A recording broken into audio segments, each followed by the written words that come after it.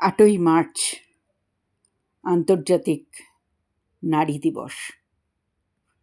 কিন্তু আমাদের এই দেশে নারীরা কেমন আছে, কি অবস্থায় আছে নারীরা, সে কথাই বিভিন্ন কবিদের কলমে উঠে আসছে। তারই একটি কবিতা প্রিয়াঙ্কা শিকদারের আর্তনাদ। ৯ মাস ধরে নারীর জঠরে পুরুষ করেছ বাস, নারীকেই তবু বানিয়েছ দাসী, তুমি তো হওনি দাস।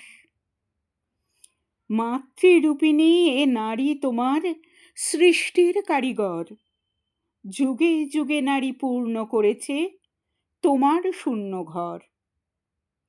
মা হয়ে তোমায় কোলে তুলে নিয়ে নারী মিটিয়েছে ক্ষুধা, প্রেয়সীর রূপে তোমার হৃদয়ে ঢেলেছে প্রেমের সুধা। জন্মের পর যে নারী প্রথম ধরেছে তোমার হাত, সে শরীর কেন ঝাঁঝরা করে কামনার বিষ দাঁত। জেগে ওঠো আজ পুরুষ সমাজ, চেতনায় দাও শান, নারীর আঁচড়ে কালির আঁচড় তোমাদেরও অপমান।